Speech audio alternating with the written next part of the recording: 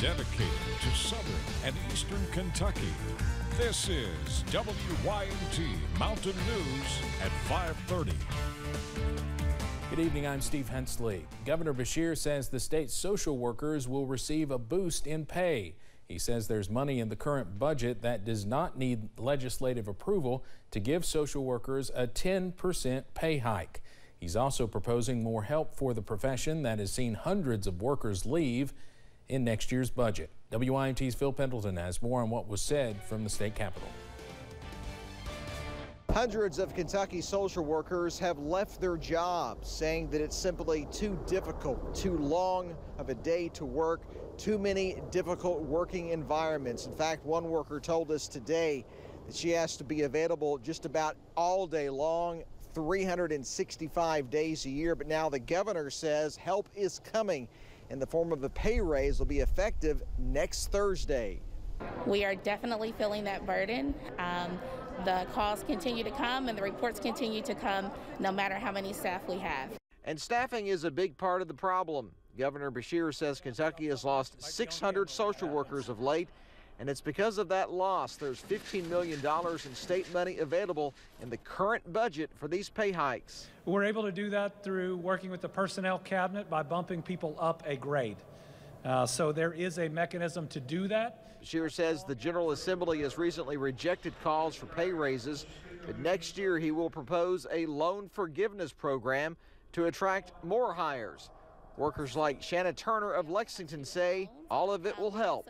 Many times provide money out of our own pocket to, suffice for certain things, even for families and children that a lot of people don't know. A lot of things is unspoken. There's been a lot of talk recently and just in the past week about who would qualify for those COVID-19 hero pay bonuses.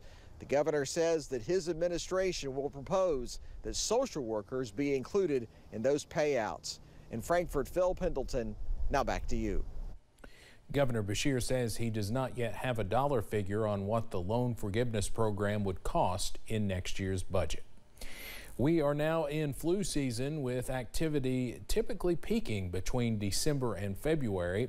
A person infected with both COVID and the flu is likely to have a very rough time since each one attacks the lungs. They also both cause more severe illness in people with underlying medical conditions.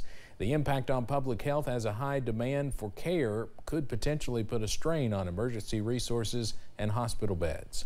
It's important for folks to know that it takes almost 2 weeks for a vaccine to build the full immunity of the antibodies that we're asking the body to deliver. So it's possible you could become sick in that 2-week period. All the more reason not to wait. We want to be proactive and get our vaccines done well before the flu hits our community. The CDC reports 41% of adults have gotten a flu shot, along with 39% of children. Here's something that'll warm your heart for the holidays. A girl in Berea is making Christmas ornaments and donating all the proceeds to Shriners Hospital, which holds a special meaning to her as she lost her younger brother there. Kinley and her cousin are selling Christmas trees for $10, gnome ornaments for $8, and snowflake ornaments for $6. Kinley hopes to work for Shriners one day. Since I've been donating the money, I thought that Shriners is a really good place and I would love to work there. Kinley is taking orders from now until Christmas, and you can go to her Facebook page to place an order. Been a chilly day around the mountains yet again today. We've had high pressure in place, keeping those temperatures on the cooler side, below average for just about all of us, except unless you're down towards the Kentucky-Tennessee border. A nice sunset out there, by the way. I-64 at Moorhead, giving you a look at a pretty nice sunset in progress with the lack of cloud cover. And even with that partial frame there loading in, at least still getting to see the sunset out there. Buffalo Mountain Camera, another beautiful sunset from here in Perry County. Temperatures in those low 40s out there right now. That's where most of us are. Jacksboro still at 50, but low to mid 40s out there at the moment. We're going to continue to see dry skies heading through the night. You see the last of our clouds pushing out as we went through the afternoon hours, and we're going to continue to see calm conditions, at least through the overnight. However, that is something that looks to change later on in the forecast. But for tonight, keep that WYNT weather app handy because we will be seeing those temperatures tumble back into the 20s for overnight lows tonight. Well, I've got about temperatures 40 degrees warmer than that for daytime highs as we head later on into the week. I'll have those details coming up in just a few minutes. Steve? All right, Evan, thank you.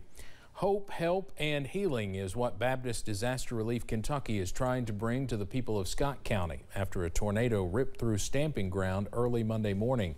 The EF1 tornado had winds of 95 miles per hour. While it was only on the ground for less than a quarter of a mile and lasted less than a minute, the damage left behind will likely take weeks to clean up. To help the community out, the Baptist Disaster Relief Team put together a chainsaw group that worked together throughout the day to clear and cut up downed trees. Those that are affected, it's a big deal. And so it doesn't have to be a big hurricane for us to respond. If it's a big deal to that person, then we want to come and help them and relieve that emotional stress and just love on them with the love of Jesus. Crow says even though these storms caused a small area of damage, they knew right away how important it was to help. Tensions are building between Ukraine and Russia as Russian forces continue to build up along the border. Recent satellite photos show tens of thousands of troops deployed near Ukraine. They are poised, U.S. intelligence officials fear, for a possible invasion. On Tuesday, President Biden threatened Russian leader Vladimir Putin with tough economic sanctions and providing Ukraine with more military equipment.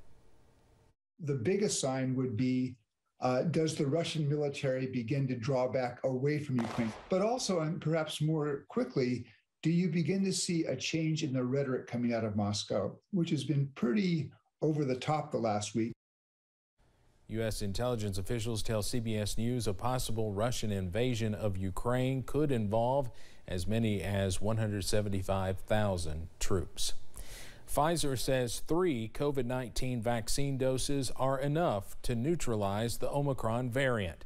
Pfizer and BioNTech released preliminary lab studies about the variant today. Scientists found that 2 doses of the Pfizer-BioNTech vaccine do not give sufficient protection against the Omicron strain. However, they found 3 doses improved protection against the variant.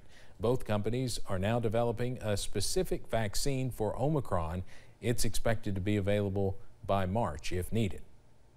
Up to 30% of COVID patients experience at least one symptom that persists for 3 to 6 months or more.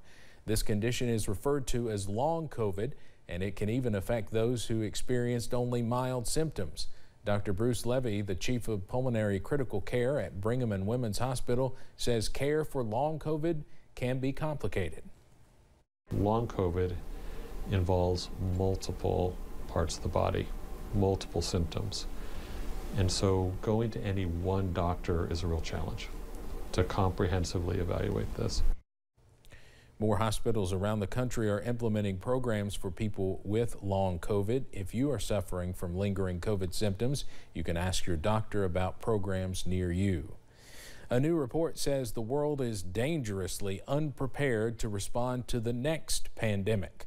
Researchers with the Nuclear Threat Initiative and Johns Hopkins Center for Health Security released the study Wednesday. It surveyed 195 countries and found that 155 of them have failed to invest in preparing for a pandemic or epidemic within the past 3 years. The report also says 70% of those countries have failed to invest in clinics, hospitals, and community health centers. Instagram's chief was called to Capitol Hill today to testify before a Senate panel investigating the platform's potentially negative impacts on teen users. The app, owned by Facebook parent Meta, has been under the microscope for months over the issue. Instagram says it's stepping up efforts to keep kids safe, but some lawmakers say those measures fall short. CBS's Michael George reports. We all want teens to be safe online. Instagram CEO Adam Mosseri told senators keeping teen users safe goes beyond just his company. This is an industry-wide challenge and requires industry-wide solutions and industry-wide standards. An industry body setting standards is not the same as an independent one. Mosseri says Instagram is already creating age-appropriate experiences for young users and supporting teens who may be struggling. Ahead of the hearing, the platform launched new safety features, including updated parental controls and reminders for teens to take breaks. Lawmakers were critical. The middle of the night is when you drop news that you don't want people to see. They could have been announced years ago. They weren't, and in fact, these changes fall way short.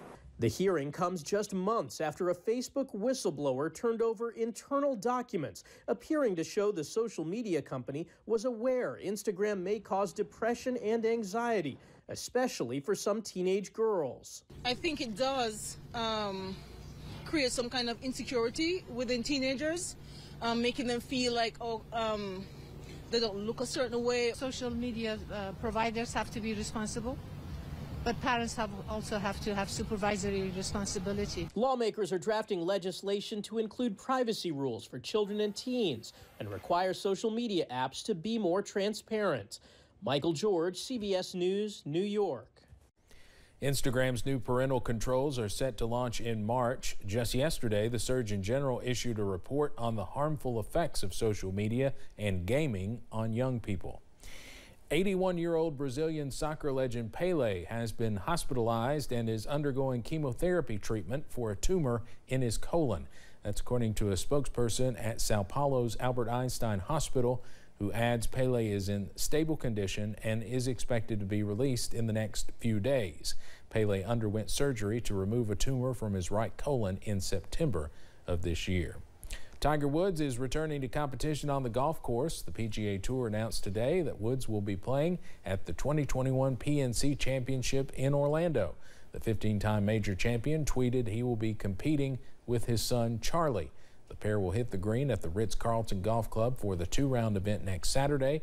This will be Woods' first time competing since being seriously injured in a rollover crash back in February. Coming up on Mountain News at 5:30, Colorado is in the middle of its longest snow drought in decades, and ski resorts are starting to feel nervous as they hope for a white Christmas. Speaking of weather here, we're in a bit of a break right now, but our active weather pattern looks to ramp right back up to finish the work week. I'll have full details on the way.